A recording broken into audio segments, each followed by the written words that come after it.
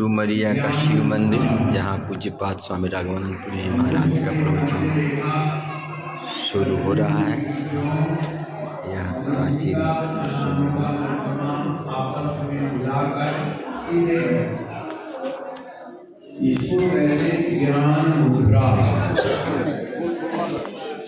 लौकिक मुद्रा के पीछे तो हम लोग पड़े ही हुए हैं और संभवतः उसमें हम सफल भी हो रहे हैं। अभ्यंतर मुद्रा जो है, ज्ञान की मुद्रा जो है, उससे हम हीन होते चले जा रहे हैं। ज्ञान मुद्रा प्राप्ति के लिए 3 अंगुली सटी हुई होनी चाहिए। ऐसे नहीं बैठना, कई लोग ऐसे बैठ जाते, ऐसे बैठ नहीं, तरीका गलत है, वो नकली नोट हो जाएगा। ऐसे ज्ञान मुद्रा मतलब जिसके पास है वही उसका मालिक है। रुपया पर लिखा होता ना, धारक को इतना रुपया अदा करने का वचन देता हूँ। कम कीजिए सब, तो हम संत भी बाकी सब माइक बंद कीजिए, खाली इसको करिए कि जो भगवत स्मरण को धारण करता है उसी की रक्षा होती है, दूसरे की नहीं होती है। इसलिए हर व्यक्ति को चाहिए, जैसे रुपया संभालते हो वैसे ही ज्ञान को धारण करना है। ज्ञानेन हीना पशुभिर समानाम। धन के बिना दरिद्र और ज्ञान के बिना पशु बन जाता है इंसान। इसलिए ओम का उच्चारण 3 दफा।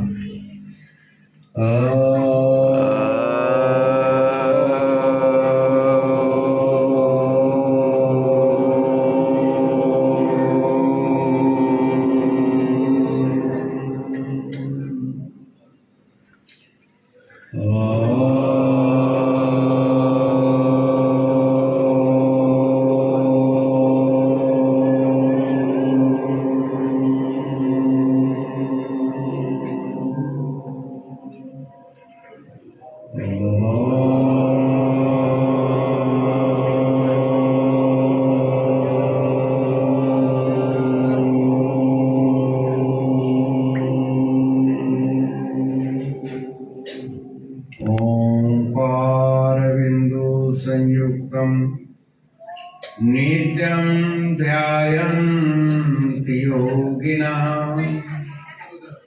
कामदं मोक्षदं चैव। ओंकाराय नमो नमः। ओंकाराय नमो नमः। परमात्मानमेकं जगद्बीजमाद्यं निरीयं निराकार ओंकार नित्यं। यतो जायते पालयतेन विश्वं तमीशं वदेयते यत्र विश्वं। गुरुर्ब्रह्मा गुरुर्विष्णु गुरुर्देवो महेश्वरः। गुरु साक्षात् परब्रह्म तस्मै श्री गुरुवे नमः।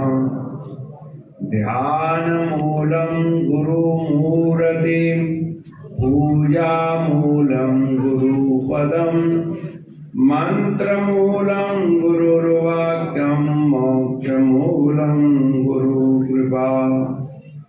नारायणं नमस्कृतं नरं चैव नरोत्तमं देवीं सरस्वतीं व्यासं ततो जयमुदीरये। बोलो विष्णु भगवान की जय, शंकर भगवान की जय, सनातन धर्म की जय।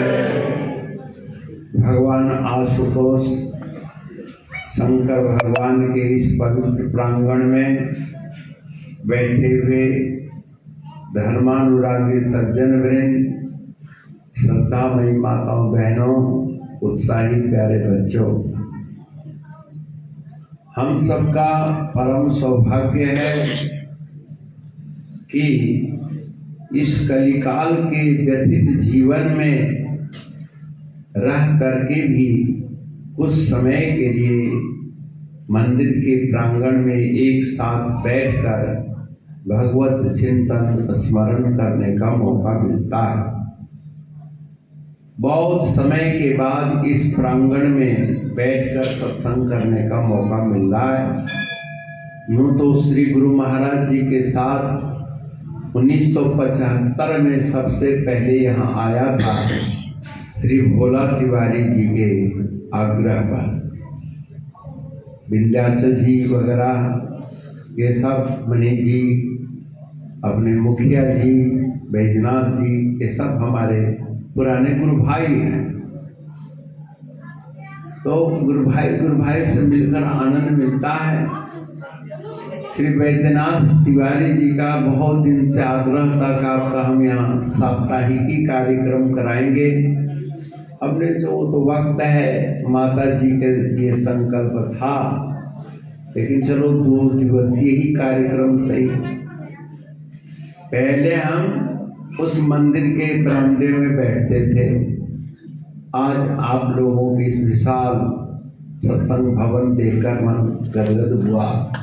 आप लोगों ने अपने शुभ कमाई की कुछ तो सार्थकता धार्मिक रूप में दिखाया है, और ये अच्छी बात है, क्योंकि देवताओं का जो घर होता है ये हमारे मानवीय संस्कार का केंद्र है। आज मनुष्य जो है स्वधर्म का परित्याग कर रहा है। धार्मिक कृत्य तो बहुत करते हैं, पहले की अपेक्षा कथा बहुत है, यज्ञ बहुत है, बड़े बड़े मेले भी लगते हैं, लेकिन उतना ही धार्मिक संस्कार का अभाव होते जा रहा है। धार्मिक कृत्य और धार्मिक संस्कार ये परस्पर दो वस्तु है। धार्मिक कृत्य जो है हार्डवेयर को ठीक करता है, सामाजिक संगठन है, पारिवारिक एकता है, शादी है, ब्याह है, पूरा परिवार इकट्ठा होता है। लेकिन दिल इकट्ठा होता है कि नहीं होता है, बड़ा कठिन है ना। परिवार का सुख लेना ये हार्डवेयर का काम नहीं है, ये सॉफ्टवेयर का काम है। ये मंदिर वगैरह जितने भी धर्म स्थान है, ये हमारे धर्म के हार्डवेयर पार्ट्स है, और इसमें अनेक लोगों की सहयोग की आवश्यकता पड़ती है। आप जब इस भवन का निर्माण कर रहे होंगे या करते हैं, आप अपना भी, तो ईंट के ऊपर ईंट रखते हैं कि नहीं? लेकिन ईंट के ऊपर ईंट रख दीजिए, हजारों साल रखिए, ईंट एक दूसरे से जुड़ती नहीं है। जुड़ती है? बालू का ढेर लगा दीजिए, आपस में बालू के कण भी नहीं जुड़ते हैं।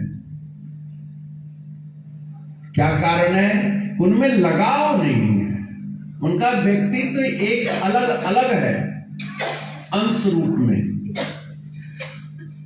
तो ईंट स्थूल है। इस भवन में सबसे मोटी इकाई ईंट की है। इतना 1000 ईंट लग गया, इतना लाख ईंट लग गई है, लेकिन बालू का कण कितना लगा इसकी कोई गिनती है? ईंट से ईंट को जोड़ने में बालू का अहम योगदान है, लेकिन बालू के कण को इकट्ठा कौन करेगा? जो बालू से भी बारीक हो, जिसे हम सीमेंट कहते हैं। बालू से पतला होता है कि नहीं? लेकिन आप उस सीमेंट को भी हवा में रख दो तो वो भी डस्ट की तरह उड़ जाएगा।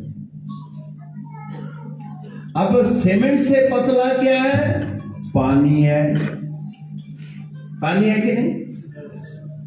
तो पानी, सीमेंट, बालू मिल करके एक मिक्सचर बनता है जिसे हम मोटा भाषा में मसाला कह देते हैं। सीमेंट का मसाला बना के और एक खास रेशो में,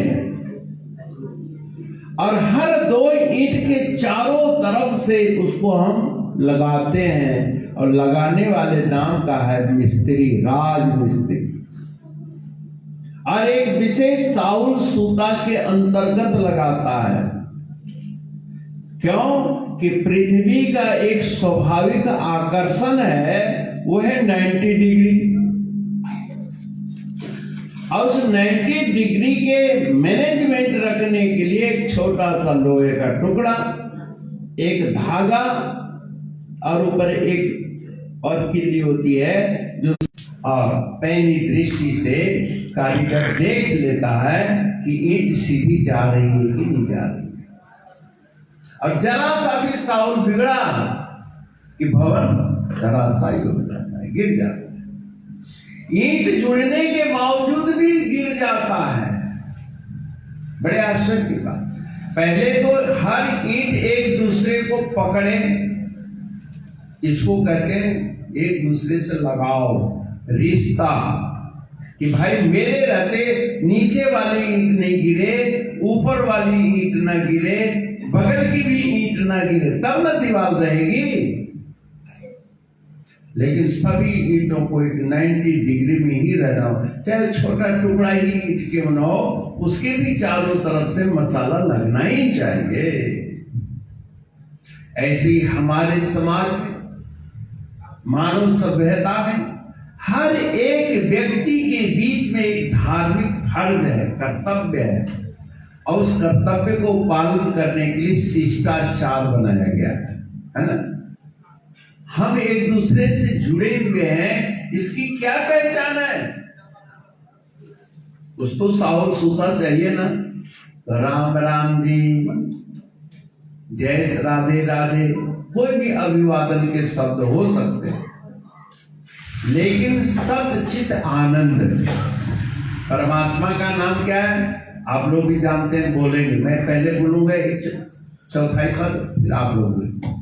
सच्चिदानंद रूपाय, सच्चिदानंद रूपाय, विश्वोत्पत्त्यादि हेतवे, विश्वोत्पत्त्यादि हेतवे, तापत्रय विनाशाय, तापत्रय विनाशाय, श्री कृष्णाय वयं नमः, श्री कृष्णाय वयं नमः, श्री कृष्णाय वयं नमः, श्री कृष्णाय वयं नमः। परमात्मा का क्या स्वरूप है? सच्चिदानंद रूपाय, सच्चित आनंद ही जिसका स्वरूप है। आप हर वक्त भगवान को किस रूप में साथ रखेंगे? आजकल कोई लॉकेट पहनता है, कोई ठाकुर जी को टोकरी में लेके घूमता है, क्या तो भगवान मेरे अंग संग है, ऐसा कहते हैं ना। लेकिन इस अंग संग से नहीं है, ये हार्डवेयर है। सॉफ्टवेयर में कौन सी मूर्ति लगानी है? फिर सत्य की, क्योंकि सत्य एक ऐसी वस्तु है जिससे आप एक क्षण के लिए विलग नहीं हो सकते। और आप भगवान का दर्शन कर रहे हैं कि नहीं, ये बोलते समय, करते समय अंतःकरण जानता है कि मैं सत्य हूं या नहीं हूं। दूसरे की इसमें साक्षी की आवश्यकता नहीं है, स्वयं साक्षी है। साक्षी रूप हमें बनना है। किसका साक्षी बनना है? आप मन, बुद्धि, चित्त, अहंकार, आपके ये 4 अंतःकरण है। ये कर्ता नहीं है, याद रखना। क्या है? करण। और करण कहते हैं औजार को, है ना। करण जो है संसाधन है। जैसे कलम से पत्र लिखना है, तो से जो है एक करण कारक का द्योतक है। मैं कर्ता होता है और से करण है। तो मन से शुभ सोचो, मन से अच्छा करो। लोग जो मर्जी कहे भाई तुम ठीक करो, मन से ठीक करो। तो मन से ठीक करना है। अगर मन में औजार गलत होगा तो मान लीजिए आप प्लास्टर करने के लिए वो क्या कहते हैं, गुणमाला लगाते हैं, जो भी कहते हैं, अगर वो खुरदरा होगा तो प्लास्टर चिकना हो सकता है क्या? और मन ही खुरदरा होगा। तो भगवान ने मन को समतल बनाने के लिए, रंगा बनाने के लिए क्या कहा? निर्मल मन जन सो मोहि पावा, और मोहि कपट छल छिद्र भावा। कपट, छल और छिद्र ये जो है मन को खुरदरा कर देता है। आपस में मेल मिलाप को खुरदरा कर देता है। अब खुरदरा किसी को अच्छा नहीं लगता। खुरदरे पर में अब देखिए टाइल्स लगा हुआ है, ये खुरदरा है, कितना चिकना है। और मन तो इससे भी ज्यादा चिकना है। मन इससे भी ज्यादा चिकना है। जरा सा गिर होता है, यार ये मन में रिड़क रहा है। अरे नहीं नहीं, अच्छा पानी पीना है। अरे तुम नहीं जानते इसके मन में कुछ और था। मेरी दृष्टि शिष्टाचार से पता लगता। तो मानवीय सभ्यता के लिए हमें अंतःकरण का शोधन करना है। और अंतःकरण को शोधन करने के लिए, यानी सॉफ्टवेयर को ठीक करने के लिए सत्य के अलावा दूसरा कोई साधन नहीं। अरे सत्य, आप छोटे बच्चे से तंग आ जाते हैं। आपका बच्चा झूठ बोले, आपकी पत्नी झूठ बोले, आपका पति झूठ बोले, पड़ोसी झूठ बोले, वो रिश्ता टिकता है क्या? यार तुम झूठ बहुत बोलते हो। नहीं, झूठ नहीं बोल। क्योंकि हमारे अंदर परमात्मा की सच्चिदानंद जो विग्रह है वो स्थापित नहीं हुआ।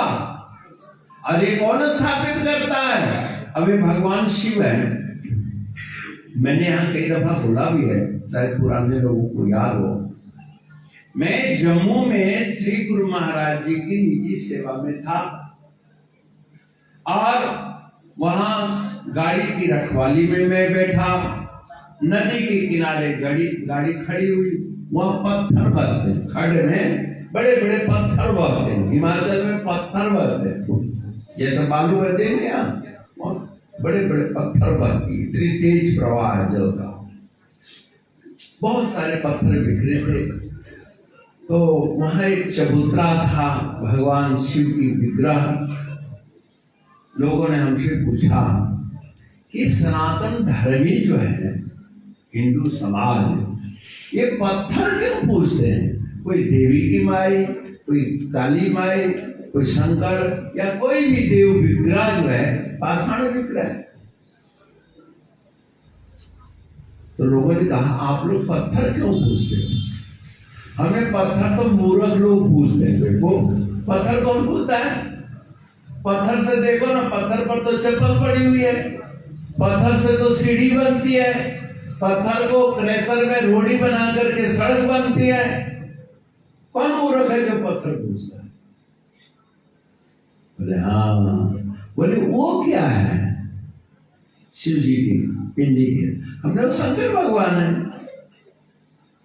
तो ये भी तो पत्थर के हैं। हमने पत्थर के तो हैं, लेकिन है शंकर जी। अच्छा, आप स्कूल में जाते हैं, प्रोफेसर साहब कौन है? तो फलाने हैं। लड़के में और प्रोफेसर के शारीरिक विग्रह में क्या अंतर है? दो हाथ पैर उनके भी हैं, विद्यार्थी के भी दो हाथ पैर है, दो आंख उनकी है, दो आंख उनकी है। फिर वो प्रोफेसर क्यों, ये विद्यार्थी क्यों? सॉफ्टवेयर का फर्क है। अरे भाई वो अध्ययन किए हैं, वो कार्यरत हैं, उनकी नियुक्ति है। इसलिए उनको साधारण लड़का या साधारण इंसान या साधारण चपरासी मान लेना, क्योंकि चपरासी प्रोफेसर में भी कोई अंतर नहीं देखने में आएगा कोई अंतर। ऐसे ही ये विश्वनाथ शंकर भगवान और उनके ही हम अंशी लोग जो हैं वो देखने में एक जैसे ही लगते हैं, लेकिन वो महान है।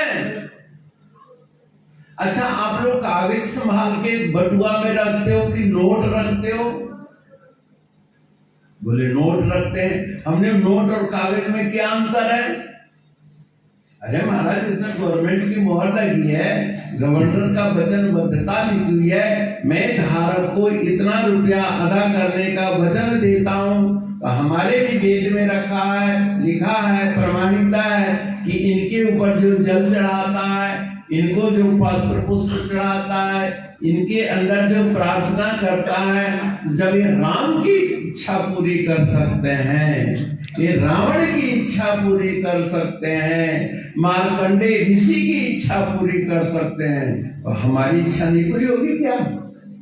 होगी। लेकिन वो श्रद्धा और भक्ति तो चाहिए ही ना। हमारा सॉफ्टवेयर राम के अंतःकरण वाला निष्ठावान तो चाहिए। आज वो निष्ठा समाज से गायब हो रही है। अरे शंकर भगवान तो बहुत अलग बात हो गई, अपने माँ बाप के प्रति निष्ठा खत्म हो गई। गणेश जी के अंदर अभी कहा ना, प्रथम वंदना गणेश की, सुमुख दंतश्च कपिलोगजकर्ण का लंबोदरश्च विकटो विघ्नविनाशः। ये विनायक है, विशेष नायक है समाज के, ये देवताओं के नायक हैं। विनायक का मतलब क्या? विशेष एकता को जो स्थापित करे। विशेषण है नायक, नेतृत्व करने वाला, विशेष नेतृत्व क्षमता जिसमें हो वही गणेश है और वही सर्व पूज्य है। और हमें भी वो नायक बनना है, लेकिन धर्म के बनना है। वो धर्म की शुरुआत कहाँ हुई? माता पिता के परिक्रमा से। राम का व्यक्तित्व कहां से प्रारंभ हुआ? राम रावण के युद्ध से नहीं, राम राज्य की स्थापना से नहीं, बचपन से जो आज हमारी बचपना खराब हो रही है।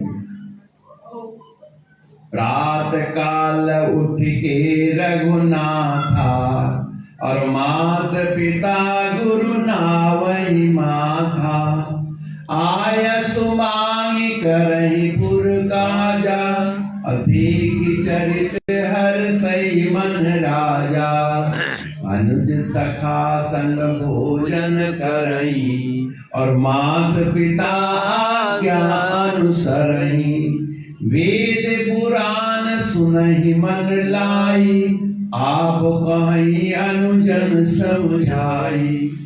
ये चार चौपाई रामायण का बच्चों को सुधारने के लिए, बच्चों में मानवीय सभ्यता लाने के लिए, पारिवारिक एकता की बुनियाद भरने के लिए ये परम आवश्यक है। लड़कों से पूछो, आप माता पिता को प्रणाम करते हो? बोले हाँ करते हैं। बोले कब? जब स्कूल जाते हैं तब। और राम जी कब प्रणाम करते हैं? प्रातः काल उठ के, सुबह उठते हैं। अब संडे को तो तुम स्कूल नहीं जाते हो, इतवार को नहीं जाते हो, तो उस दिन नहीं करते हैं। लड़के कहते हैं कि इतवार वाले दिन मम्मी पापा को प्रणाम नहीं करते हैं। तो मम्मी पापा को उस दिन परोठे क्यों खाते हो भाई? नहीं ना खाना चाहिए। आज के बाद प्रत्येक बच्चों को राम जी का चरित्र अंगीकार करो, स्वीकार करो कि सुबह उठते ही जिस दिन भी सो के उठो। और जीवन में ऐसा कौन दिन है जो सो के न उठो? जब भी उठो, कुंभकर्ण के तरह अगर 6 महीने के बाद भी नींद खुले मान लो, तब भी उठ के प्रणाम कर। अब खाली प्रणाम तो नहीं करना है, उनके हुक्म का भी पालन करना है। आयुष्मान करें पूरे काज। पुर माने घर, मकान। और दोस्ती कैसे करनी है, ये बहुत मुख्य बात है। बच्चे और बच्चियों को इस चौपाई को जरूर रखना चाहिए। अनुज सखा संग भोजन करें। अनुज यानी छोटे भाई बहन के साथ, सखा यानी मित्रों के साथ।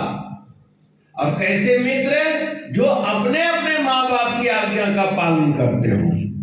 ऐसे लड़कों को जो अपने माता पिता के पैर छू के प्रणाम करते हैं, उन बच्चों को चाहिए कि अपने ऐसे किसी भी दोस्त को स्वीकार न करें जो दोस्त अपने माँ बाप को गाली देता हो। यानी जो जो बच्चे अपने धर्म का पालन करता हो, कर्तव्य का पालन करता हो, ऐसे दोस्तों की संगति बन जाए। ये रामचरित और संगति क्या। और जब भी कोई अतिथि आए, कोई आगंतुक आए, तो उनसे वेद वाणी सुनो अथवा पुराणों की कथा सुनो। लेकिन जहां लोग बैठते हैं, नेताओं की कथा शुरू कर देते हैं, फिल्मों की कथा शुरू कर देते हैं, एक्टरों की कथा शुरू कर देते। नहीं, वेद पुराण सुने मन लाई। भगवान श्री राम अपने बुजुर्गों से वेद के, अब लोग वेद के नाम बुजुर्ग ही नहीं जानता है। अब बड़ी समस्या थे, क्योंकि उनके बुजुर्ग बचपन से बुनियाद नहीं डाले। आज मैं मुखिया जी के निवास पर गया, मुझे बड़ी प्रसन्नता हुई। इन्होंने कहा सब कमरा देखिए, सब कमरा घुमाया, गुरु मंदिर दिखाया। बोले ये हमारे पूर्वजों का स्थान है। देवता घर होता है ना, दक्षिण पश्चिम के कोण को देवस्थान कहते हैं, पूर्वजों का। आज जो लोगों में भ्रांति फैलने के अंधविश्वासी हैं सनातन धर्मी। अरे सनातन धर्मी अंधविश्वासी नहीं है। अपने बुजुर्गों को पीढ़ी दर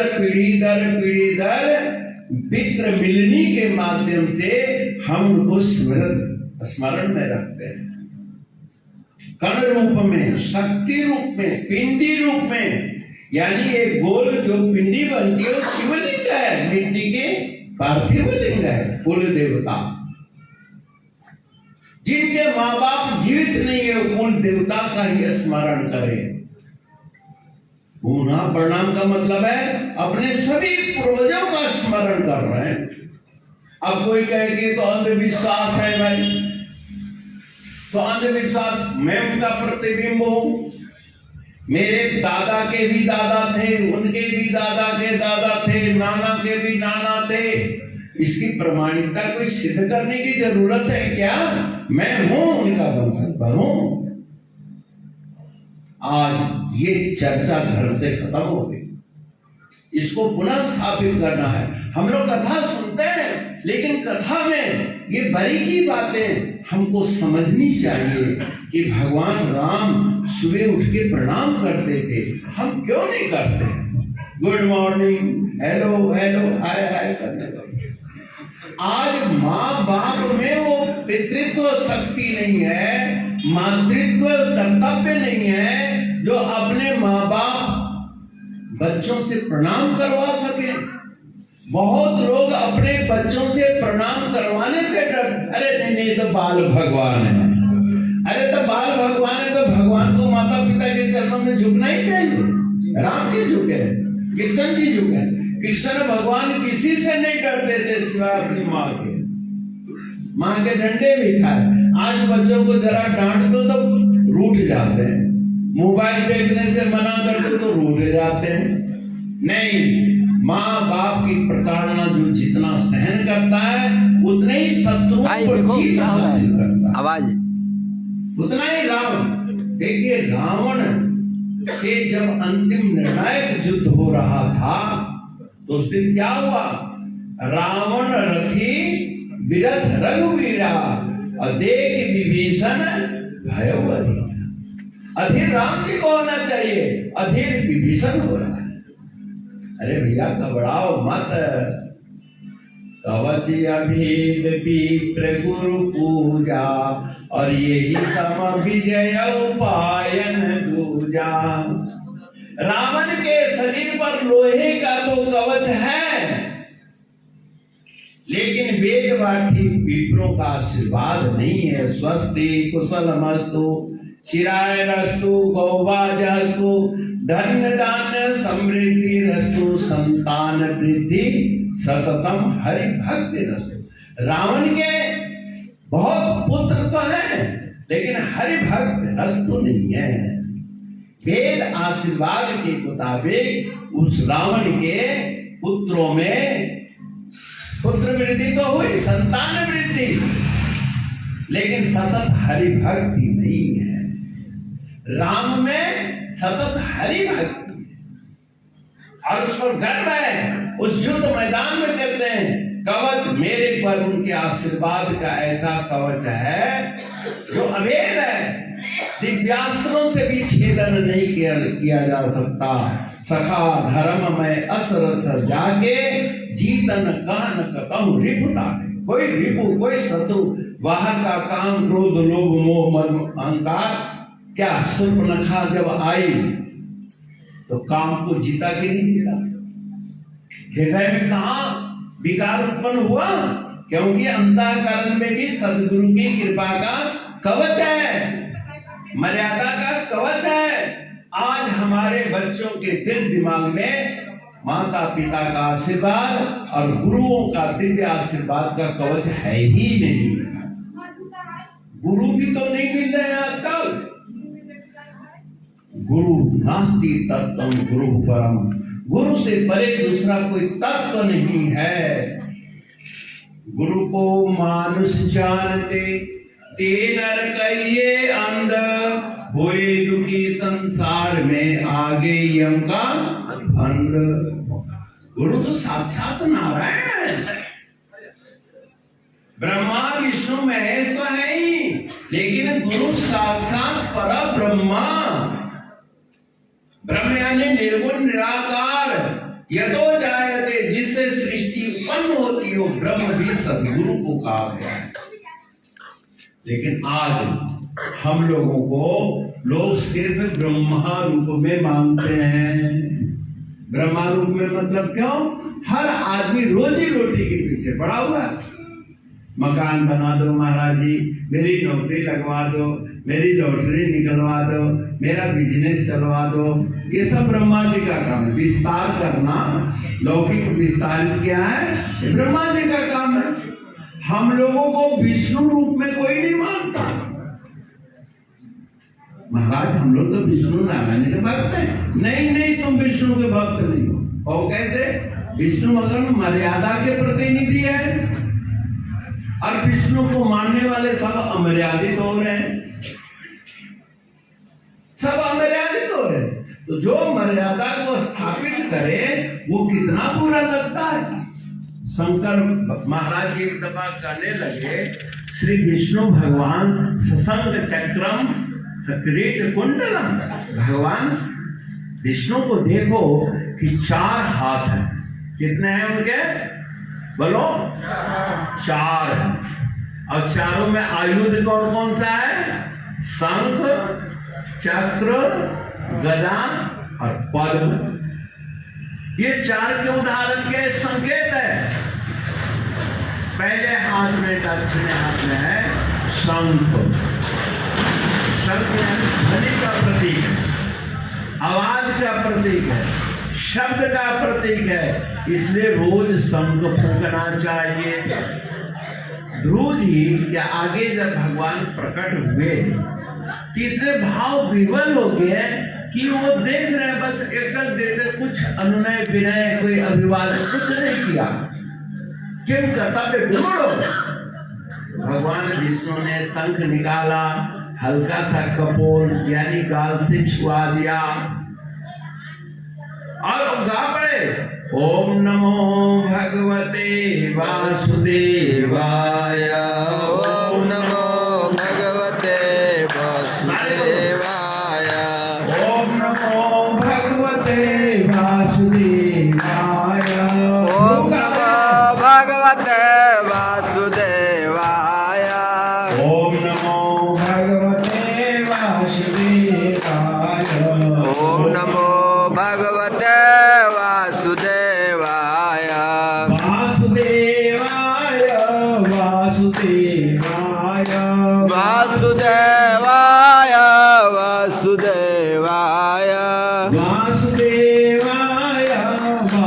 वासुदेवाय वासुदेवाय वासुदेवाय ओम नमो भगवते वासुदेवाय ओम नमो भगवते वासुदेवाय। संत का करामात संत यानी ध्वनि। अभी हमारे गायक लोग हैं, कलाकार। कलाकार के संसार में सबसे बड़ा कौन हुआ? पार्वती जी कहते हैं प्रभु समरथ सर्वज्ञ शिवा सकल कला गुणधाम योग ज्ञान वैराग्य निधि प्रणत कल्पतरु नाम है? जो प्रणत आपके आगे नमन है। आप कौन है? प्रभु समर्थ है। समर्थ का मतलब अरबपति नहीं, जड़ ही करे चैतन्य। जो जड़ को चेतना प्रदान करे वो सामर्थ्यवान कहलाता है। भगवान पाणिनीय को जो अपठित थे, जिनको कुछ नहीं आता था, डमरू बजा करके संस्कृत का उद्बोधन करा दिया। ये शब्द ध्वनि समर्थ है।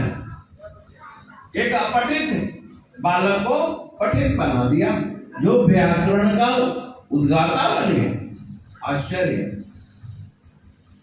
समर्थ सर्वज्ञ और सब कुछ जानने वाले हैं। सती जी क्या बोल रही हैं, क्या कर रही हैं, ना मौजूद रहते हुए भी सब कुछ देख रहे हैं, क्योंकि तीसरा नेत्र खुला हुआ है। आज हम लोगों का तीसरा नेत्र बंद है। ये जो आज्ञा चक्र है ना, जहां टीका लगाते हैं, यही तीसरा चक्षु है। देखो भगवान शंकर ने तीसरा नेत्र खोला तो क्या जला? काम। घर में आग नहीं जलाया, कामदेव को जला दिया। जो कामदेव सबको नचा रहा है आजकल, कामदेव को जला दिया।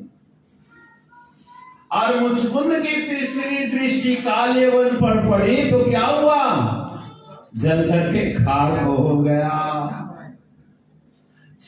यहाँ पे एक एक हुए ना, शंकर भगवान एक को जलाए, मुचकुंद एक को जलाए। लेकिन कपिल मुनि जी का जब तीसरा नेत्र खुला तो 60,000 सैनिक जल के खाक हो गए, गंगा सागर। इस तीसरा नेत्र का कितना बड़ा खराम आता है। लेकिन उस हम टीका लगाते हैं, पर क्यों लगाते हैं? ये हमारे पास ज्ञान नहीं है। और वो हमारे गुरु महाराज जी बतलाते हैं, सहजता से बतलाते हैं, लेकिन कोई करे तब ना। भगवान विष्णु के हाथ में एक शंख है। कहता मेरे वेद वाणी को सुनो। वेद वाणी क्या है? आपके मन बुद्धि की मैल को साफ करना। मैं अभी कल ही कह रहा था कि आपके घर की नाली ओपन जाम हो जाए तो उसकी सफाई करने वाले को कहते हो स्वीपर। क्या कहते हैं? स्वीपर। और उसकी कीमत क्या है? 150 रुपया, 200 दे देते हैं। लेकिन अंडरग्राउंड नाली की सफाई करे उसको क्या कहते हैं? प्लम्बर। सफा वही काम वही कर रहा है, लेकिन उसकी संज्ञा गलत, उसकी कीमत कुछ बढ़ गई, क्योंकि अंडरग्राउंड को साफ करना है। और शरीर के अंडरग्राउंड को साफ करें तो ये जो मोटी मोटी नालियां होती हैं, काली कैलेस्ट्रोल जम गया, अरे काई जम गया, कैलेस्ट्रोल क्या हो, गंदगी जम गई, खून की गंदगी। अब उसकी सफाई करने को क्या कहते हैं? डॉक्टर कहते हैं ना। और उसकी सफाई करने का कितना पैसा लेता है वो? लाखों। भगवान न करके अंदर की नाली साफ हो। इस नाली की तो फिर भी सफाई संभव है, लेकिन मन बुद्धि में गंदगी जम जाए तो? दुर्योधन के मन में गंदगी जम गई, उसको कोई साफ कर पाया है? आज हमारा मानसिक गंदगी, परिवार में विवाद का मुख्य क्या कारण है? नाली की सफाई नहीं, मन की गंदगी। और मन की गंदगी को साफ करने वाले को क्या कहेंगे? सतगुरु वैद्य। वहां भी हकीमे की जरूरत है, लेकिन गुरु जी मन की सफाई करते हैं, लेकिन वहां कोई फीस नहीं है। ये बड़ी मुसीबत है। क्यों? भगवान ने फीस मांगा तो है। मन मना भाव, तेरे मन में जो गंदगी आ गई है ना, तू मेरे मन वाला बन जा। नहीं तो मैं अर्पित मनोर बुद्धि, मन और बुद्धि को तू मेरे हवाले कर दे, मैं तेरे मन को ऑपरेशन करके बिल्कुल साफ कर दूंगा। अर्पित का मतलब है सिलेंडर। अच्छा, डॉक्टर लोग चीड़-फाड़ करने से पहले निश्चेष्ट कर देते हैं कि नहीं? बेहोश कर देते हैं ना, और बेहोशी हालत में ना बारीक औजार चलेगा। ऐसी ही सिलेंडर, जब तन मन धन सब है तेरा, तेरा तुझको अर्पण, तेरा तुझको क्या लागे मेरा। ओम जय जगदीश रे। विषय विकार मिटाओ पाप देवा, स्वामी हर देवा। सरदा भक्ति बढ़ाओ, प्रेम बढ़ाओ, संतन की सेवा। ओम जय जगदीश। ये है ना। लेकिन संत के प्रति कितनी सेवा है? मौका मिलता है तो कौन कितनी सेवा करते हो? श्रद्धा ही नहीं है तो सेवा कहां हो? भगवान कहते हैं, भवानी शंकरौ वंदे श्रद्धा विश्वास रूपिणौ, याभ्याम बिना न पश्यन्ते सिद्धा स्वांत अनुसरम। जिनके बगैर हृदयस्थ ईश्वर को भी लोग देख नहीं सकते, अगर श्रद्धा और विश्वास न हो। अर्थात श्रद्धावान लभ्यते ज्ञानम, श्रद्धा का आना बहुत आवश्यक है, जो कि हमारे जीवन में मंदिरों की प्रति श्रद्धा ही खत्म हो गई। अरे वो पंडित जी आरती कर लेती, अरे वो आरती कर लेती तो उनका फायदा होता, तोरा का फायदा होता। अच्छा, पंडित जी हलवा खा लेते हैं तो तुम क्या मानते हो? अमृत हमारा खाली प्रसाद रखे, आरती क्यों नहीं करते? चलो मंदिर में रोज ना आया तो घर में तो कर सकते हो, और घर में भी नहीं कर सकते हो तो भगवान ने भी इतना छूट दिया, माम स्मर युद्धस्य, युद्ध करता हुआ तू मेरा स्मरण कर। अब इससे ज्यादा छूट और क्या दिया जाए बताओ? और भगवान कुछ नहीं मांगते। तेरे पास गंदा मन है ना, गंदा ही मन मेरे को दे दो, मैं साफ कर लूंगा। तुम बुद्धि दे दो ना, ये कितनी भी कुटिल बुद्धि है, मैं उसको साफ कर दूंगा, मैं मना दूंगा। लेकिन अफसोस कि ना हम तो तन देते हैं, न मन देते हैं, न धन देते हैं, न बुद्धि देते हैं, कुछ भी तो नहीं देते हैं।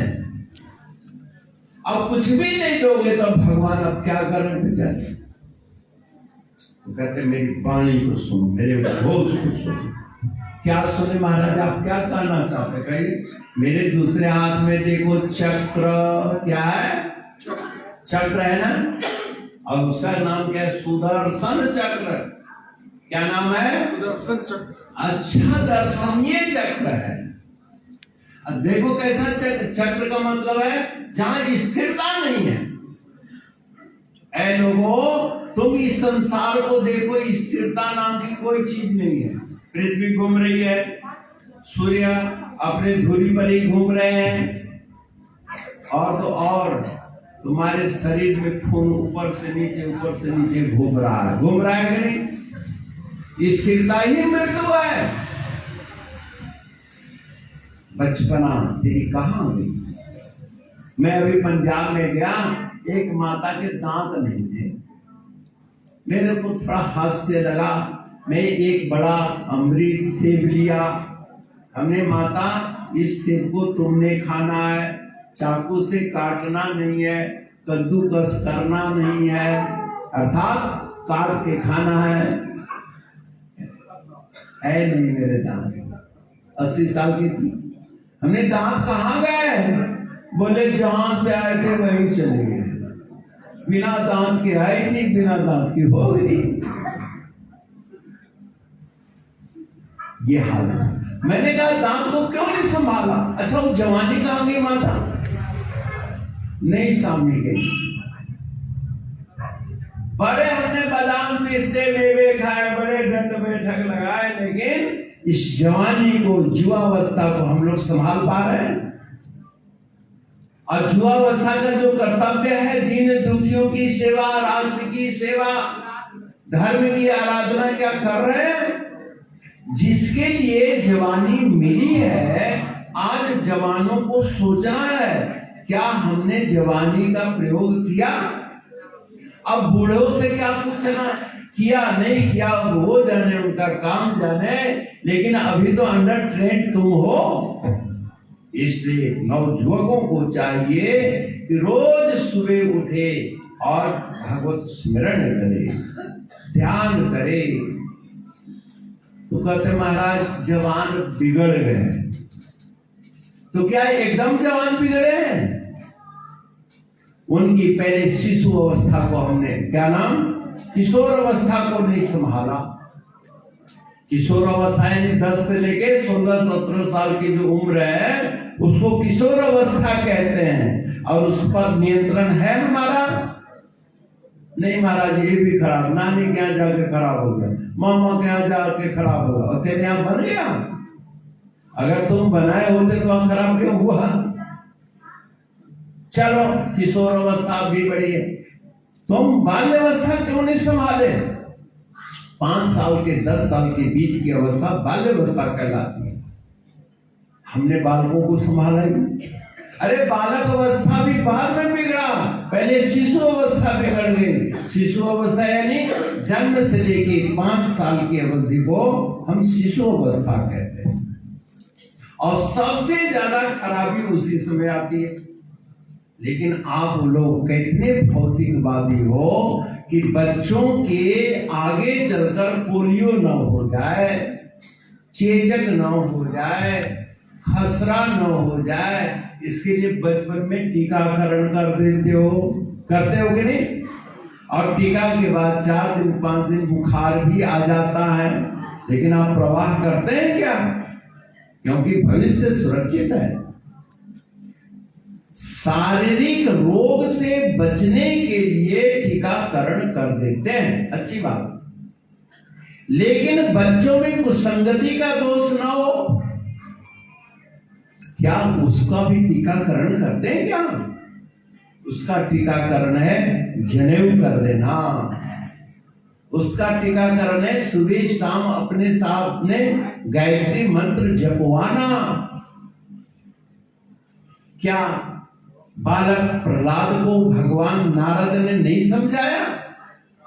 कितनी कुसंगति आई, कितनी कुरीति आई, राक्षसों के बीच में रहता था, विधार्थियों के बीच में रहा प्रहलाद, क्या उसके ऊपर चेचक जैसा कोई प्रभाव पड़ा क्या?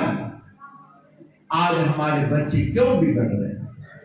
क्योंकि हमने बचपन में उनको संस्कार का टीका नहीं किया, अपने मानवीय सभ्यता का टीकाकरण नहीं किया। तो जो बीत गया सो बीत गया। अब आने वाले समय, और बालक जन्म से पहले माँ बाप का क्या कर्तव्य है? उससे भी तो मुमकिन है, क्योंकि आज नवयुवक और नवयुवती को पिता और माँ बनने की भी तो ट्रेनिंग नहीं है। उसको कैसी माँ बनना है कोई कल्पना है? मेरे को अच्छा पिता बनना है, क्या नवयुवकों में कोई संस्कार है, कोई चर्चा है? नहीं है। बोले महाराज ये चर्चा किसने करी? अरे अर्जुन और सुभद्रा ने करी। अभी अभिमन्यु का जन्म नहीं हुआ और तीर अंदाजी का युद्ध कला का ज्ञान गर्भ में दे दिया। दिया कि नहीं दिया? क्योंकि पति पत्नी बैठ करके दुर्योधन को नहीं कोसा, धृतराष्ट्र को नहीं कोसा, लक्षागृह के षड्यंत्र को नहीं कोसा, अभी तो युद्ध कला की शिक्षा दी और उस मां के माध्यम से मां के गर्भस्थ शिशु भ्रूण अवस्था में बाण सीख गया, तभी तो लक्षा तो क्या नाम चक्रव्यूह का भेदन किया। मां के गर्भ में भक्त प्रहलाद कयाधु के माध्यम से वेदोक्त मंत्रों का अनुसरण किया, तभी तो आपको विश्वास हुआ कि मेरे को कोई तिल भर भी नुकसान नहीं कर सकता, चाहे मेरा पिता ही क्यों न बैरी हो। आज हर माँ बाप अपने बच्चों का बैरी बना हुआ है, हिरण्यकश्यप की तरह। कोई पूजा पाठ करने ही नहीं देता। अरे महाराज पेपर का दिन है, इसको मंदिर में मत्था टेकने का फुर्सत कहीं, टेलीविजन देखने का टाइम है, मोबाइल देखने का टाइम है, लेकिन संस्कारगत कार्य करने का क्योंकि उसका महत्व जानता ही नहीं। जानना होगा, कोई नहीं बताएगा। इसी तरह से अष्टावक्र जी को आप देखिए, मां के गर्भ में ही तो वेद मंत्र सीख गए और कहते हो गर्भ में से बोल पड़े बाबूजी को ये मंत्रवाद शुद्ध बोल रहे हैं आप। अरे ससुरा अभी जन्म नहीं हुआ तबे टेढ़ा बोल रहा है, जा तू टेढ़ा ही हो गया, अष्टांग हो गया, अष्टावक्र हो गया। अर्थात नवयुवक नवज्योतियों को शादी से पूर्व ऐसे दिव्य महापुरुषों का चरित्र श्रवण करके मुझे ऐसी मां बनना है, मुझे ऐसा पिता बनना है। और जब दुल्हा राजा पति देवी श्राप में टर होकर के पत्नी से झगड़ा करेंगे, गर्भस्थ शिशु पर झगड़े की तो प्रवृत्ति आएगी। ये सब सोचने की बात है, ये अंधविश्वास नहीं है, प्रत्यक्ष प्रमाण है, इतिहास है और इस पर शोध चल रहा है और इस पर वैज्ञानिक भी मान्यता दे रहे हैं कि बच्चा गर्भ में भी जब रोगी हो सकता है तो विद्वान क्यों नहीं हो सकता? हो सकता है, लेकिन माँ का आचरण, पिता का आचरण, अच्छे औलाद को देना, अच्छे बच्चे को जन्म देना अकेले माँ का कर्तव्य नहीं है, पिता का भी उतना ही हकदार है। पिता अगर शुद्ध कमाई से पत्नी को नहीं पालेगा तो कहाँ उसका विकास होगा जी? नहीं हो।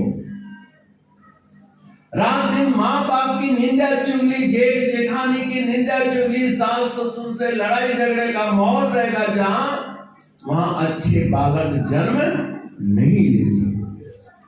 सत्संग में सिर्फ राम की कथा तालियां बजवाने के लिए या फिर दान दक्षिणा लेने के लिए नहीं है। अरे वो तो तुम्हारा कर्तव्य देना ही है, लेकिन हमने क्या देना है?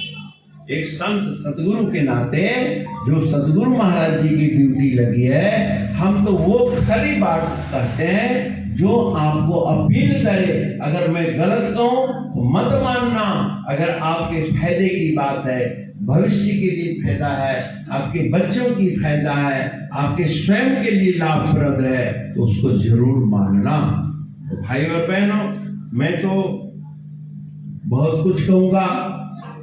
आज सॉफ्टवेयर तो भगवान श्री विष्णु कहते हैं कि इसको तुम टिका नहीं सकते, जैसे मेरा चक्र स्थिर नहीं रहता, घूमता ही रहता है, घूमता रहता है, लेकिन इसका दर्शनीय स्वरूप सुदर्शन है। अच्छा, हमारे जीवन का जितना चक्र होता है, शिशु अवस्था से वृद्धावस्था तक, सुंदर दर्शनीय है कि नहीं? इसको विकृत कौन करता है? हमारा आचरण, हमारे कटुभाषण, हमारी कुकृत्य और सुदर्शन बना देता है। सुदर्शन बनाओ, बचपन से लेके बुढ़ापे तक आपका जीवन आदर्श से भरा पड़ा हो, जैसे राम का, कृष्ण का आदि। तीसरे हाथ में है कमल का फूल। भगवान कहते हैं अगर तू मेरे वेदवाणी चक्रवत संसार की भेद को समझ जाओगे तो तेरे लिए मेरे हृदय कमल का फूल है। कमल का फूल एकदम कोमल है, मैं अपने गले से लगा रखूंगा। और जब मेरी बात नहीं मानोगे तो मैं क्या करूंगा? चौथे हाथ में क्या है? क्या है? भांजने वाला नहीं, मारने वाला है ना, गदा है। भगवान गदा कैसे चलाते हैं? मन को अशांत कर देते हैं, घर में क्लेश कर देते हैं, शरीर में रोग लगा देते हैं, पारिवारिक चिंता कर देते हैं। ये सब भगवान की गदा का ही फल है। इससे अच्छा है कि गदा क्यों खाएं, क्यों रोएं? खान पान को शुद्ध और पवित्र बनाओ और फिर भगवत आचरण करो। कैसे करो इसकी चर्चा कल के सत्संग में करेंगे। तो आप लोग ज्यादा से ज्यादा समय कल आइए, टाइम से आइए, क्योंकि मैं आज 9 जनवरी से भरमार से निकला हूँ। वैद्यनाथ जी को पता है वो दिन रांची में घूमते घूमते पस्त हो गए। अब 2-4 दिन थोड़ा सा टाइम से, लेकिन टाइम कहाँ लेने देते हैं, जहाँ बैठते हैं वही कोई ना कोई प्रसंग छेड़ बैठते हैं। तो अब हम खाली स्टेज पर बोलना, हमारे साथ वाले कहते हैं कि कमरा में मत बोला कीजिए। अब आ ही जाते हैं पुराने ऐसे गुरु भाई हैं, विंध्याचल तिवारी जी हैं, मुखिया जी हैं, और या गणमान्य जो आ जाते हैं, कोई ऐसी जिज्ञासा आ जाती है जो कि उद्बोधन करना पड़ता है।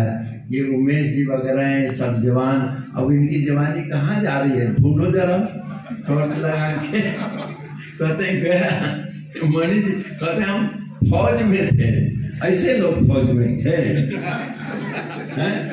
नहीं, वहां तो अच्छे थे, लेकिन इसको कोई संभालने आया है सो जाएगा, राजा रंग फकीर। तो भाई बुढ़ापा तो आती है, इसको संभालने का उपाय नहीं है। ये जवानी जीवन तो ऐसे है जैसे गाय के थन से दूध दुहा जाए, उसको फटने से पहले इस्तेमाल कर लो, है ना। दूध फटेगा कि नहीं फटेगा? फटिए जाएगा, कैसे रखेगा? तो शरीर में जो जन्म ले लिया है तो फटबे करेगा, बुढ़ापा ऐबे करेगा। अब बुढ़ापा मृत्यु आने से पहले इसका स्वाद ले लिया जाए, क्योंकि राम जी का प्रसंग कल सुनाऊंगा। यह तन कर फल विषय न भाई, और स्वर्ग और स्वल्प अंत दुखदाई। तो जीवन में ही दुख दे रहा है, तो मरणोपरांत आप कैसे रहेंगे? आपका कभी नाश नहीं होता। इस पर कल की चर्चा होगी। आप ऐसे उत्साहपूर्वक आए। अभी हमें तो मन कर रहा था कि इन कलाकारों के भजन सुनो, पर 9 जनवरी से कंटिन्यू एक दिन भी कलाकार साहब हमको लोग नहीं आराम कर देते, और इसी दक्षिणा थोड़े न है। तो खैर हम दक्षिणा के आपका प्यार स्नेह दक्षिणा देने वाले बड़े हैं, लेकिन आपका होगा, इसलिए आप लोगों के सहयोग करेंगे। मुझे आप लोगों को बताओगे सबसे बड़ी भगवान का दिव्य उज्जवल मंदिर चल रहा है, बहुत अच्छा लग रहा है मुझे। लेकिन हर हो रहे हैं, हर संस्कार मिलते रहना चाहिए। अगर हर संस्कार विद्यालय बन जाए, मात्र पढ़े मात्र कोई विद्वान पुस्तकों पढ़ो, ये हास्यास्पद है। इसलिए इन जगहों को हमने सदुपयोग करके निर्माण करना है। आशा है कल आप लोग पूर्ण करेंगे। अभी जो समय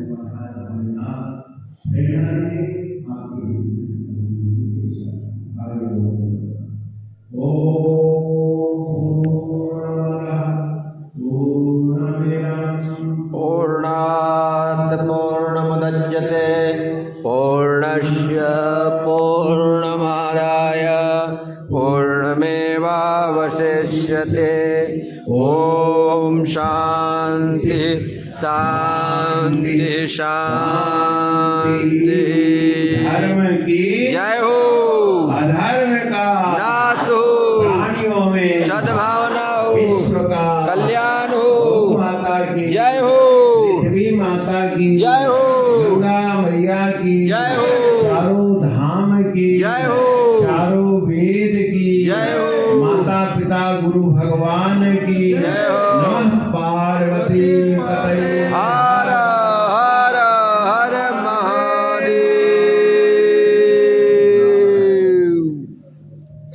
बैजनाथ जी ले आए हैं पकड़ के 2 दिन के लिए।